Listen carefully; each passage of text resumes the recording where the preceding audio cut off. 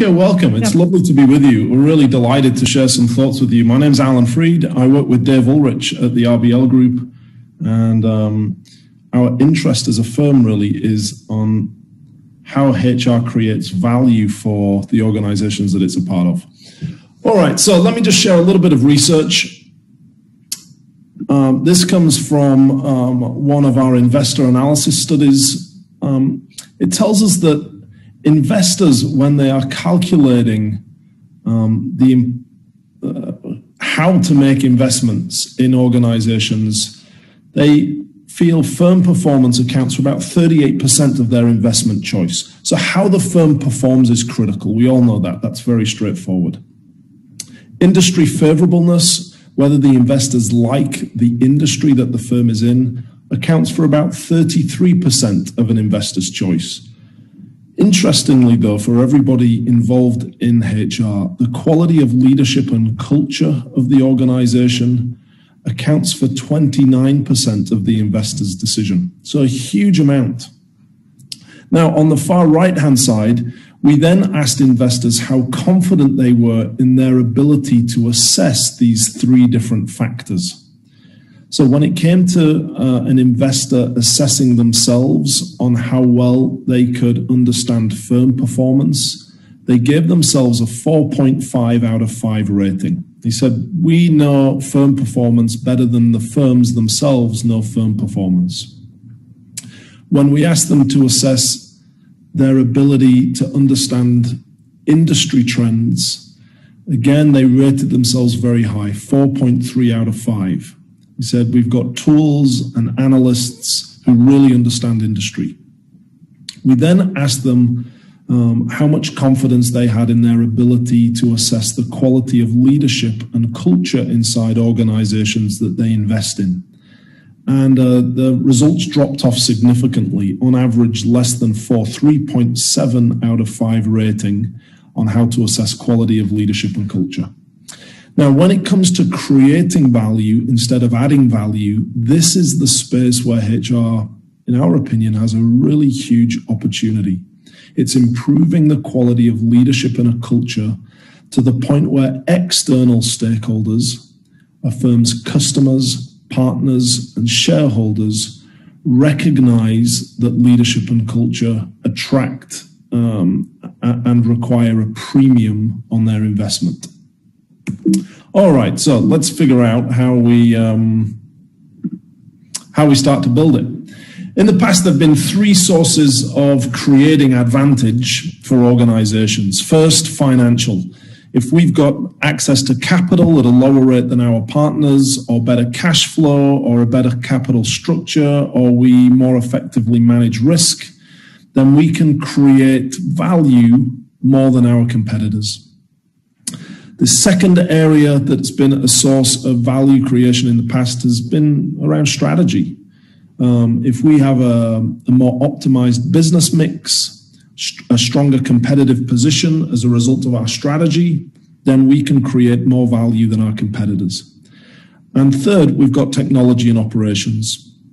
If we have got better technology, driving our operations, better operational processes, more effective execution in the way we bring our products or services to market, then we can create more value than our competitors. And these 3 areas, financial, strategic, and technology, have really been the backbone of most leadership education for several decades, if not more. What we're suggesting as a firm is that as a result of what we just displayed, the importance of quality of leadership and the importance of culture, there is a 4th source of value creation that is becoming more and more important as these other first 3 sources become more and more generic. And that's around organization. How do we use the way that we think about culture, talent, leadership, our structure, our organization design, as a source of creating value in the marketplace just as much as these first 3. That's where we see our clients going, and that's what I'd love to share with you today. We wrote a book that was published by Harvard Business School Press last year called Reinventing the Organization. Essentially, it was an analysis of these firms and how they have started to adjust to new market conditions, to the new market environment. And we looked at what we could learn from these firms in terms of how they approach talent, leadership, culture, all of the kind of principal elements of human resources, and how we could help legacy organizations learn the lessons that these firms seem to be embracing. 6 key principles that we'll go through very, very quickly that form a part of our framework. If I'm in a human resources leadership position, these are the 6 key areas that I'm really going to start to focus in on. First and foremost, always is the environment. If HR is going to create value, we have to be more connected to the context than we've ever been before. Because when the context changes, then the content of our organizations also has to change.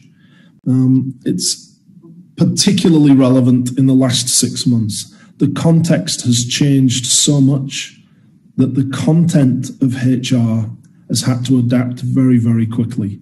It's exactly the same in all organizations. Think back to the first cell phone that you ever used. It may have been a flip phone or a Motorola or a Nokia. Those phones were fantastic in the time that they were designed to work in. But the context in which we operate has changed so much that the content from those organizations has also had to change really significantly. HR's got to be connected to the context. We've got to understand social, technology, economic, political, environmental, and demographic trends and weave them into what we produce as an organization and as a function. I like this little diagram. What's the best cell to be in and what's the worst cell to be in? We can do things on the first column well or poorly. And then we can do in cell number 1, we can do the right things well. In cell number 2, we can do the right things poorly. In cell number 3, we can do the wrong things well. And in cell number 4, we can do the wrong things poorly. So the question is, what's the best cell for us to be in? And the second question, which is the worst cell to be in? Now, immediately, people will say, well, the best cell is obvious. Do the right things well. Absolutely right. When you do the right things well, value is created. What's the worst cell to be in? Immediately, people generally jump to cell number 4. If you're doing the wrong things poorly, that's the worst possible cell. Wrong answer. Cell number 3 is the worst possible place for an organization to find itself in. We're doing the wrong things well. We're really, really good at what we do, but the context has shifted and what we produce is no longer relevant to our target audience. But because we've worked so hard to do these things well, it's incredibly difficult for us to change. What happens is we find ourselves in cell 1, but time and the environment push us over towards cell 3 if we're not continually updating and continually referencing what we do with the environment. So that's this first critical message. You've got to really guard against moving into cell 3. It's a graveyard for organizations. And we've got to make sure that there's a really nice mix between activities that we're doing in cell 1 and activities that we're engaging in cell number 2. Are we trying new things all the time? And we may do them poorly, but they might be the right things given the contextual changes that our organization finds itself in.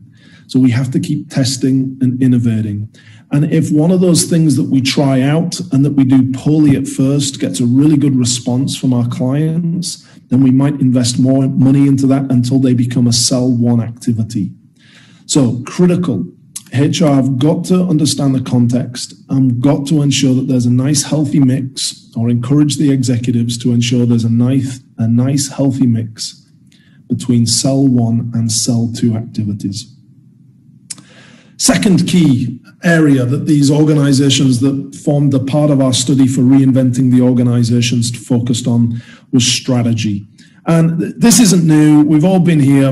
We've been to hundreds of strategy masterclasses, and we use the same 2 or 3 organizations to help us generally build our strategies. And the questions are always the same. How are we going to grow? And how will we accomplish that growth strategy? We like to use this very, very simple strategic options matrix grid. It identifies on the vertical axis how we're going to grow, and across the horizontal axis, how we're going to compete and differentiate ourselves from our competitors. We can grow generally in 3 ways, and getting clear about this is essential for a HR team that wants to move from adding value to creating value. We can grow by taking exactly the same types of products and services and finding new customers. That's row number 1. We can grow by understanding our targeted customers more and developing new and adjacent products so that those customers spend more of their money with us as a firm. Or number 3, we can grow by developing business in new geographies. Being clear about which area of growth we're going to target is essential, because our talent strategies, our acquisition strategies, the types of leaders, experiences that we're trying to provide, type of employees that we're looking for, and the skill sets need to be well connected to those focus areas. If you're going to take your existing product base and find new customers, you need a very different skill set than if you're going to really have a deeper understanding of your customers and develop new products that they'll be interested in. And that skill set is very different than if you're moving into new geography. So let's get clear. How will your organization grow? If HR leaders don't know the answer to that question and business executives haven't clarified, then it's really, really hard to build a HR system that creates value. Then secondly, why will customers buy from us? Do we have a really clear differentiation strategy? Generally 5 buckets. You can split these out and create 1,000, but most value propositions fall into one of these 5. Customers come here because we're cheaper than our competitors, low price. They come here because we're faster than our competitors. They come here because we provide a great service experience. They come here because our brand is a brand that encompasses quality, or they come here because we're more innovative and we do things differently. What's yours? Again, if the HR team, in conjunction with the business leaders, don't have an idea about which our differentiation strategy is and where our focus of growth is, it becomes really, really difficult to align HR processes and systems to really start to create value and create this momentum. First, we've got to look at the environment. Second, we've got to have a really clear sense of strategy. Third then becomes capabilities. Building the capabilities inside the organization to unleash the potential of the organization. For years, we've been focusing on building talent, on building leadership, on improving operational efficiency. These have become kind of standard topics in the HR space, pretty generic, and one firm's efforts in these areas is generally matched to its peer group. There are a couple of areas, however, in our latest research paper that identify things that we don't do particularly well, but have a really high impact on our organizations. And these are the things here towards the right-hand side of this complex-looking 2x2.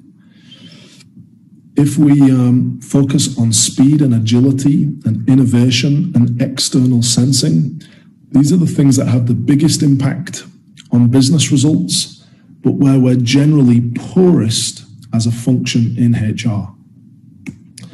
And so what we're seeing in the organizations that formed part of our study is this focus on building 3 particular organization capabilities that are critical in this era of disruption. And that's customer anticipation. How do we focus on the outside How do we make sure that we're not so internally focused that we lose sight of what we're trying to do for our most important stakeholder set? How do we move from serving a customer to anticipating what a customer might want tomorrow based on our understanding of the external environment? How do we develop a deeper understanding of our customer than our competitors? How do we co-create with customers and bring them into an ecosystem where there's partnership? This is this first critical organization capability that we can build if we're really interested in creating value. Second is innovation. Obviously, we're continually trying to reinvent because we're continually trying to make sure that our content is matched to an ever-changing context. How do we innovate products and services, our business model, the channel, our operations? How are we always improving? That needs to be that second capability. And then agility in everything that we're doing. We'll focus a little bit more on this in just a minute. How do we scale up quickly new experiments that seem to be working? How do we build more fluidity in our human resource allocation? How do we fail fast in ways that don't bankrupt our organization or cost huge amounts of money? These are the three core capabilities that we're seeing our control group companies really start to focus in on. Fourth is structure. Plays a crucial role in ensuring that teams are empowered to act, that they're quick to make decisions. We've seen this evolution in organizational form over time, from the left to the right. Back in time, organizations were really built around hierarchy, focused largely on our kind of organization's connection to military. We then moved to system. McKinsey developed the 7S model, and it was all about getting alignment rather than focusing on hierarchy per se. How do we get alignment between the strategy and our people, and how do we get alignment between people and rewards and processes and structure, and how do each of those 5 elements reinforce one another? It was a 7S model several decades ago. We then had this capability logic. How do we build capabilities that really help us to execute strategy? Now what we're seeing in the organization design space is what we call eco-organizations, or market-oriented ecosystems. An organization is essentially a platform of resources that moves a product or a service from itself to its target market. How do we create multiple groups that can service and use that platform and contribute to that platform in ways that really drive growth? Let me give you a couple of examples. So first, before I do that, hierarchical, too slow to cope with a fast environment, stifles creativity and innovation, really hard to engage committed talent that we need. When we move to this market-oriented ecosystem, talent is key. Small, empowered teams working on innovative projects that are designed to really anticipate customer needs and respond to those. And then market-oriented governance. We'll talk about that in just a second too. Amazon's a classic example of one of these market-oriented ecosystems. It has a brilliant platform that moves products from itself to its customers very, very quickly. That's its platform. Its platform also allows it to learn and anticipate customer needs. I don't know if you've ever been onto an Amazon website and they've recommended products to you and you think, man, they know me so well. They kind of know what I want before I even realize it myself. You'll see around that platform, Amazon have built several small, empowered teams that are designed to use the platform well, anticipate customer needs, and generate and create value. Those teams are really empowered, and they can be bulked up when they win and when they're having success, and they can also be adjusted and disbanded when they don't. I would imagine that nobody listening to this presentation has an Amazon Fire mobile phone.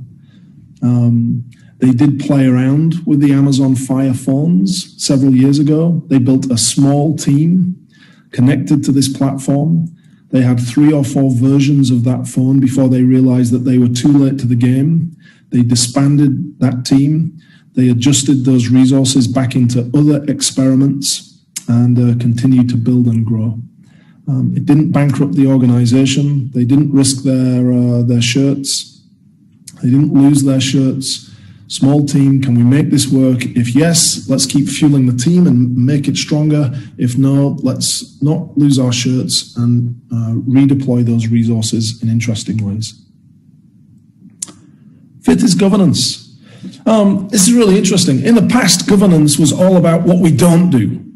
We need governance to ensure that we are always compliant with legislation.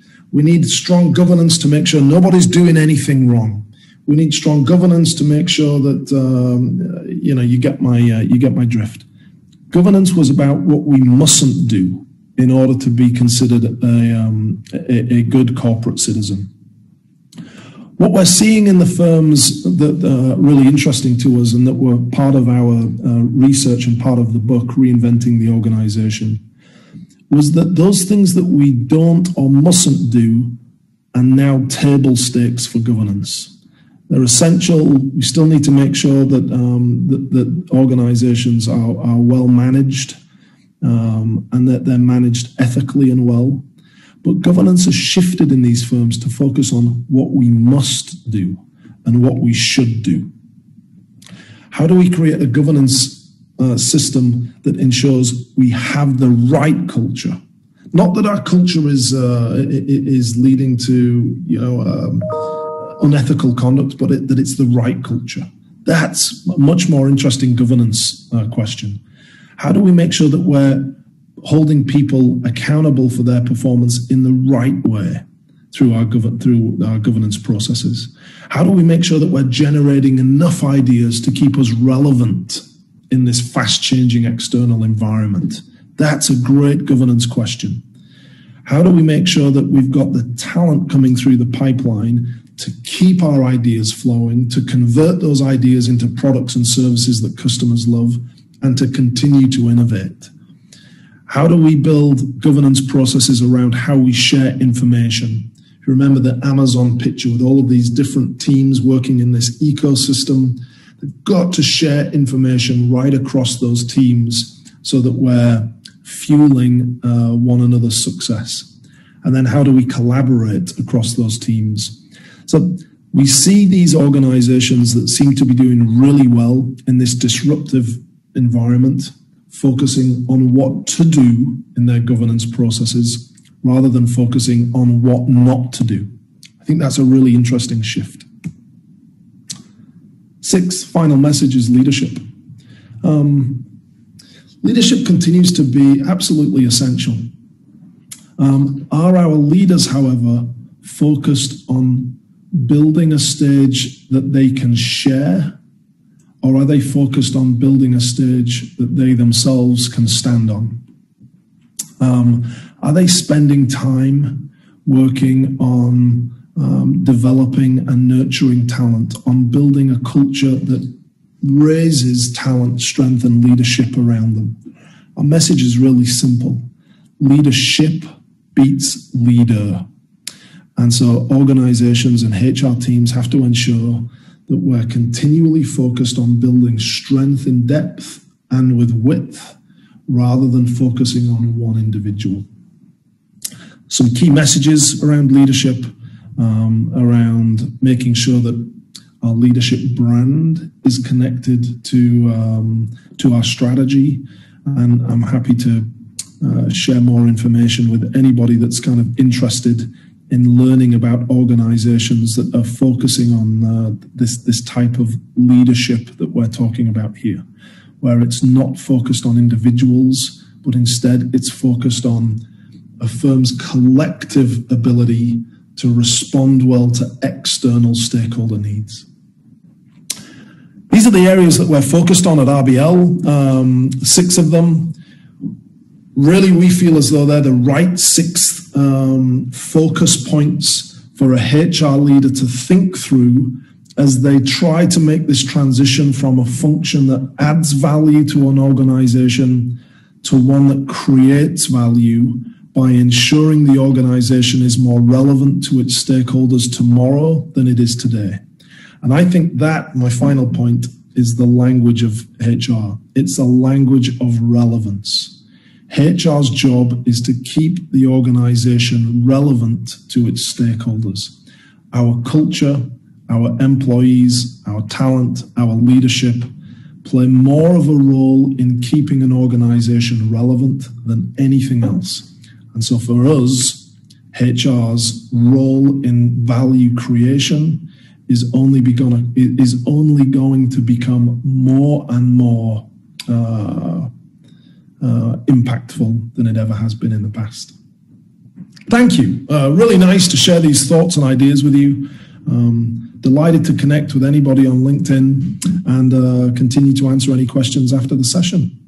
Let me pause and return. Thank you so much. All right. Thank you, Allan. Thank you very much for this fantastic presentation. Thank you for joining us. You are so welcome. Thank you.